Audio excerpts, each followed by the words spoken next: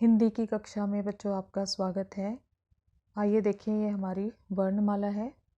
ये है स्वर और ये है व्यंजन। आपने इसको अपनी नोटबुक पे लिख लिया होगा। आज हम बात करेंगे स्वरों की मात्राएं। स्वरों के स्थान पर कुछ चिन्हों का प्रयोग किया जाता है। ये चिन्ह ही मात्रा कहलाते हैं। केवल अ स्वर को छोड़कर बाकी सभी स्वरों की मात्राएं होती हैं। ठीक है, अब ये हमारे स्वर हैं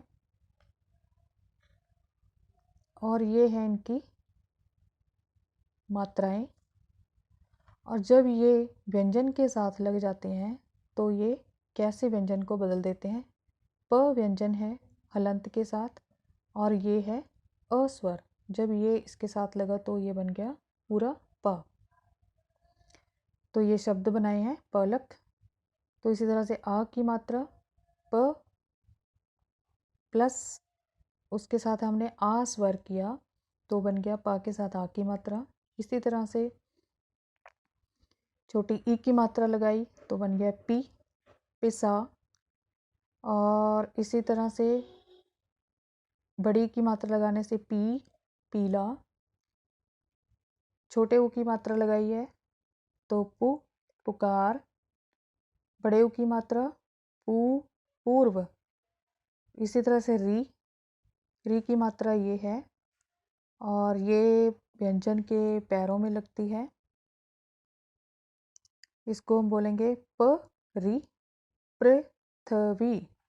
प के साथ एक ही मात्रा पेड़ और प के साथ एक की मात्रा पै, पैसा। आगे देखो, ओ स्वर है और इसकी मात्रा है ओ। ये व्यंजन के साथ लगा तो बना प के साथ लगाया हमने इसको ओ, पोछना। ये है ओ की मात्रा प के साथ ओ तो पौ। और ये बना हमने शब्द बनाया पौधा। ये है अ के ऊपर जब बिंदी लगती है तो इसको बोलते हैं अनुस्वार। अनुस्वार को जब किसी अक्षर व्यंजन के साथ प्रयोग किया जाता है तो उस अक्षर या व्यंजन के ऊपर लिखा जाता है, उसकी ऊपर वाली लाइन, जिसको हम बोलते हैं शिरोरेखा। ठीक है, तो ये देखो इस तरह से। तो ये बना हमने शब्द लिखा पंखा। और ये है विसर्ग। विसर्ग का अर्थ होता है अलग कर देना। तो ये है, इसका प्रयोग इस तरह दो बिंदियों के साथ किया जाता है। ये हमने शब्द बनाया अतः। आगे है व्यंजन। व्यंजन हमने आपको पहले बता दिया है। देखिए फिर से, जिन वर्णों का उच्चारण स्वरों की सहायता से किया जाता है वे व्यंजन कहलाते हैं। व्यंजनों को हम मुख्यतः वर्ग, वर्गों, अंतस्थ, ऊष्म तथा संयुक्त व्यंजनों में बांटते हैं। वर्ग, व्यंजन में वर्ग हैं क वर्ग, च वर्ग, ट वर्ग, त वर्ग तथा प वर्ग। ये देखिए, ये हमारे वर्ग हैं। ये क वाली जो पूरी लाइन है, क वर्ग में पूरे 5 अक्षर हैं। च वर्ग में भी इसी तरह से 5, ट वर्ग में, त वर्ग में, प वर्ग में, सभी में 5-5 अक्षर हैं। तो अब बात करते हैं अंतस्थ। य, र, ल, व, ये 4 व्यंजन अंतस्थ हैं। बच्चों, इनके उच्चारण में जीभ मुख के किसी भी भाग को पूरी तरह स्पर्श नहीं करती।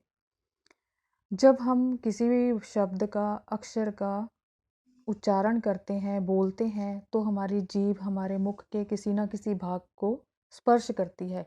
लेकिन जब इन 4 व्यंजनों को बोला जाता है तो किसी भी भाग को ये पूरी तरह से टच नहीं करती है, छूती नहीं है। अब है ऊष्म व्यंजन। सबसे पहले ऊष्म का अर्थ होता है गर्म।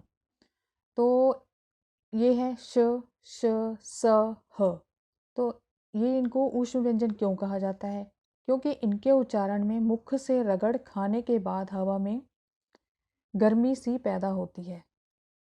मुख में हवा, ये जब हम बोलते हैं तो जो मुख के अंदर हवा होती है वो कुछ गर्म हो जाती है। जब बोलते हैं, उच्चारण करते हैं इन 4 व्यंजनों का, तो वो गर्म होकर निकलती है।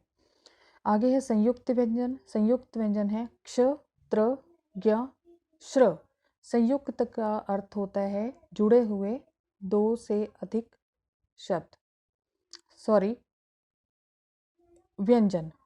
एक से अधिक व्यंजनों के मेल से बने व्यंजनों को संयुक्त व्यंजन कहते हैं। मतलब कि इस व्यंजन में